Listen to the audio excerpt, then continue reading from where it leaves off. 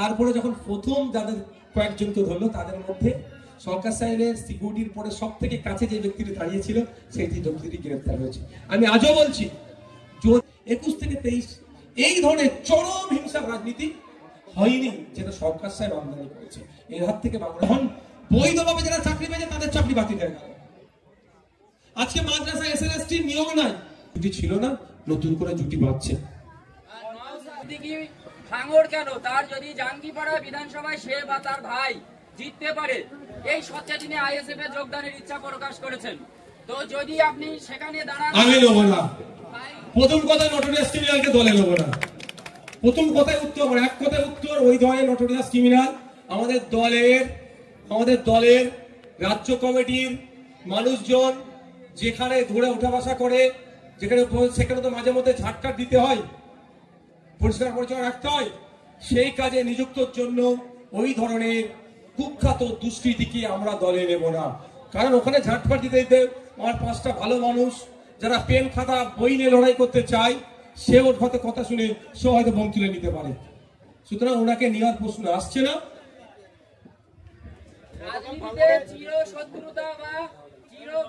বলে কিছু হয় না, এটা প্রাক্তন প্রধানমন্ত্রী কংগ্রেস নেতা মনমোহন সিং বলেছিলেন। তার কথাকে সম্মান দিচ্ছি আমি, কিন্তু প্রত্যেকটা ক্ষেত্রে ব্যতিক্রমী বলে একটা থাকে, সেই ব্যতিক্রমীটা এদের জন্য। দেখুন, এ কথার সাথে কাজের দাম, কথা আর বাস্তবের সাথে মিল আছে।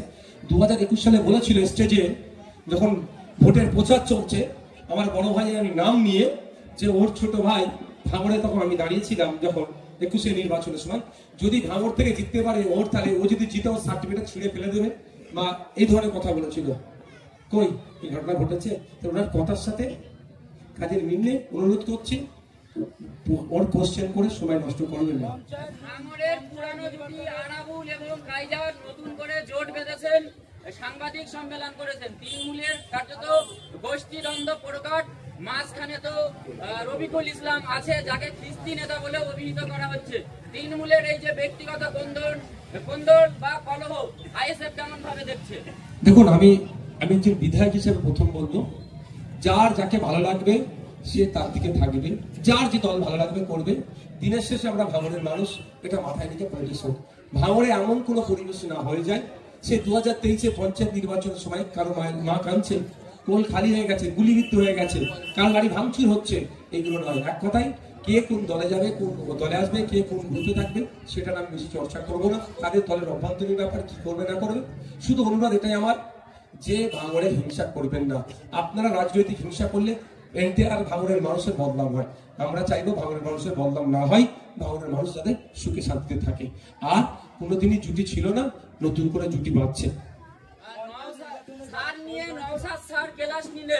তো এবার থেকে আপনাকে ভাইজান বললে খুশি হবেন না স্যার বললে বেশি খুশি হবেন? দেখুন, যেটা আপনি ভালোবেসে যেটা ডাকবেন, আপনি যেটা দেখে খুশি হবেন, আমি সারা দেবো সেই ডাকি আপনার।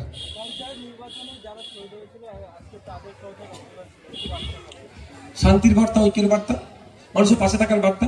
আজকে রেজাউল, আজকে মহিউদ্দিন, আজকে হাসান আমাদের মধ্যে নাই, কিন্তু মহিউদ্দিন, হাসান, রেজাউলের স্মৃতিতে আমরা রক্তদান করে 650, এখানে 650 অলরেডি ক্রস করেছে।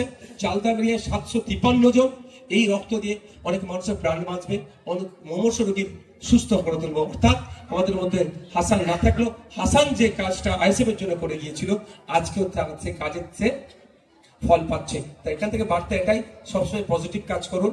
আপনার বর্তমানে আপনার নামের জয়ধ্বনি হবে, আপনার নাম নিয়ে ভালো চর্চা হবে। আর অন্যথায় ওই নটোরিয়াস ক্রিমিনালদের মতো অন্যায় কাজ করলে প্রকাশ্যে আপনার তো সমালোচনা হবেই হবে, এবং আপনার অবর্তমানে আপনার নামে যে খারাপ মন্তব্যগুলো আসবে, সেগুলো আপনার পরিবার শুনবার মতো জায়গায় থাকবে না। ভাঙড়ে তৃণমূল কংগ্রেস কর্মীদের খুন করে বিরোধীদের ঘাড়ে দায় চাপিয়ে দিয়ে ভাঙড়ের দলকে উপহার দিতে চাইছে ভাঙড় বক্তা কায়দার আহমেদ, কি বলবো? এটা তো আমরা অনেক আগে বলেছি। যেদিনকে খুন হয়েছিল তারপরের দিন সকালে আমি বাইট দিয়েছিলাম। বাইট দেওয়ার পরে কি বলেছিলাম, যদি সঠিক তদন্ত হয়, সরকার সাহেব যেখানে দাঁড়িয়ে আছে তার right side, left side, front side, back side, তখনও কিন্তু কেউ গ্রেফতার হয়নি, এ কথা বলেছিলাম। সঠিক তদন্ত হলে তাহলে ধরা পড়বে। তারপরে যখন প্রথম যাদের কয়েকজনকে ধরলো, তাদের মধ্যে সরকার সাহেবের সিকিউরিটির পরে সব থেকে কাছে যে ব্যক্তিটি দাঁড়িয়েছিল সেই ব্যক্তিটি গ্রেফতার হয়েছে। আমি আজও বলছি, যদি সঠিকভাবে তদন্ত হয়, তার পরিবার যদি চাই নওশাদ সিদ্দিকী বিধায়কের সহযোগিতা, কোর্টে গিয়ে আমরা মামলা করব। দু ধরনের মামলা করতে পারি, তার মধ্যে যে কোনো একটা করতে পারি। সেটা হচ্ছে একটা সিবিআই ডিমান্ড, না হলে বিচার বিভাগীয় তদন্ত। যদি সঠিক তদন্ত হয় তাহলে আবারও বলছি, সরকার সাহেবের right side, left side, front side, back সাইডের অনেক নেতা, নতুন নেতা, তাও বলছি নতুন নেতা যারা এখনো গ্রেফতার হয়নি, তারাও জেলের ভাত খাবে, গ্রেফতার হবে। এটা তারা করে আইএসএফ কে কালিমালিপ্ত করার চেষ্টা করেছে। এই ধরনের ঘটনা হয়তো আগামী দিনে আরো ওরা ঘটাতে পারে। তাই সাধারণ মানুষকে বলবো, শুধু আইএসএফ ফ্যাক্টর নয়, সাধারণ মানুষকে সজাগ থাকতে হবে। আমরা ভাঙড়ে কোনো হিংসার রাজনীতি করতে দেব না। 2023 সালের আগে পর্যন্ত, সরকার সাহেব দায়িত্ব নেওয়ার আগে পর্যন্ত ভাঙড়ে রাজনীতি হিংসা হয়েছে। আইএসএফ কে মেরেছে, মেরে পিঠে চামড়া তুলে নিয়েছে, মিথ্যা মামলা দিয়ে কেস জেল খাটিয়েছে, ইভেন আমাদের ঘরে আগুনও লাগিয়ে দিয়েছে। কিন্তু আমাদের কাউকে প্রাণে মেরে দেয়নি, প্রাণে বাঁচিয়ে রেখেছিল। আর এই নটোরিয়াস ক্রিমিনাল দায়িত্ব পাওয়ার পর থেকে আইএসএফ এর লোককে প্রাণে মারলো, তার দলের লোকও প্রাণে মারলো। এ যেভাবে হিংসার রাজনীতি ছড় পড়েছে 21 থেকে 23, এই ধরনের চরম হিংসার রাজনীতি হয়নি যেটা সরকার সাহেব আমদানি করেছে। এর হাত থেকে বাংলার মানুষকে মুক্তি দেব। সরকার সাহেবকে কি বলে এটাকে, যখন বিদায় দেয় নাকি কি বলে, ওয়েলফেয়ার পার্টিটা কি বলে না, বলে না ফেয়ার হয় না, ওই একটু ঘুরিয়ে বললাম ভাই। এটা কাটিং করে চালালে তাদের তো সংসার চলবে, কিছু কাটিং মাস্টার আছে,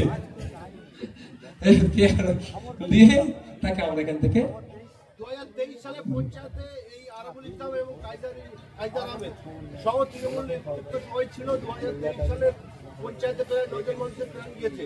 আজকে কাইজার আহমেদ এবং আরাবুল সাহেব সমস্ত দায়িত্ব ক্যানিংপুরের বিধায়ক শওকত মোল্লার উপরে চাপিয়ে দিয়ে দাঁড়ার। দেখুন, আমি একটা কথা বলছি, এই খুনের পিছনে সরকার সাহেব কেসে প্ল্যাটফর্ম কারা দিয়েছে সেগুলো খুঁজুন। আজকে অনেকে মাইকের সামনে মাইক বুম ধরে অনেক বড় বড় গল্প বলছে, খুনের রাজনীতি হবে না, হ্যাঁ হবে না, অনেক গল্প শোনাচ্ছি। এদের মধ্যে থেকে অনেকে সরকার সাহেব এখানে এসে যে খুনের রাজনীতি করবে সে প্ল্যাটফর্ম দিয়েছে।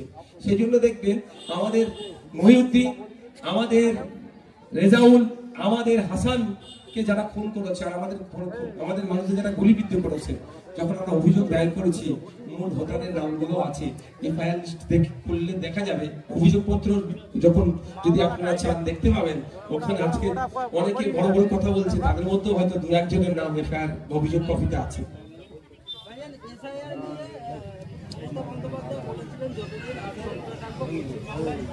উনি ক্ষমতায় নেই বলে পশ্চিমবঙ্গে এসআইআর হচ্ছে, তাহলে শুধু ঢপের চপ দিচ্ছে। ওরা ঢপের চপ যে খাবে, এমনি চপ খেলে যতটা না গ্যাস পেটের সমস্যা হবে, আর ওনার ঢপের চপ খেলে সারা মাথা থেকে পায়ের নখ পর্যন্ত সমস্যা হবে।